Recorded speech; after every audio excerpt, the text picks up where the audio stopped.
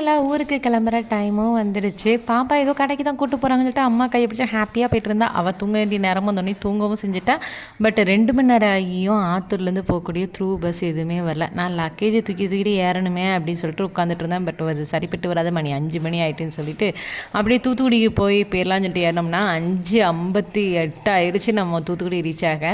அப்புறம் அங்கே ஃபஸ்ட்டு ஒரு பஸ் ஏறினா இல்லை இந்த பஸ்ஸு போகாதுன்ட்டாங்க. அப்புறம் அடுத்த பஸ்ஸில் ஏறி நம்ம திருநெல்வேலி ரீச் ஆகிறதுக்கே கிட்டத்தட்ட ஒரு 7:30 ஆயிடுச்சு.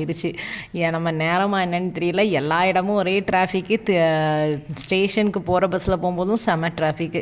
ஆனால் ஒரு வழியாக ட்ரெயினை பிடிச்சாச்சு. 9 மணிக்கு நம்ம குருவாயூர் எக்ஸ்பிரஸ் சூப்பராக இருந்தது. அப்போ தான் கிடச்சிது நமக்கு சைடை செம்ம ஜாலியாக நல்லா தூங்கிட்டு இறங்கும்போது பார்த்தா சரி மழை. அப்புறம் ஆட்டோ பிடிச்சி வீட்டுக்கும் வெல்கம் பேக் டு ஹோம் அப்படிங்கிற மாதிரி ஒரு 5 நாள் கழித்து வீட்டுக்கும் வந்து உட்காந்து உடனே கேட்டால் பார்க்கணும் ஒரு கேள்வி. பாப்பா எங்கே நீ தானே விட்டுட்டு வந்துட்ட? ஆச்சி என்ன இதுக்குள்ளேயே இருக்கா? ஆச்சி எங்கே போயிட்டா?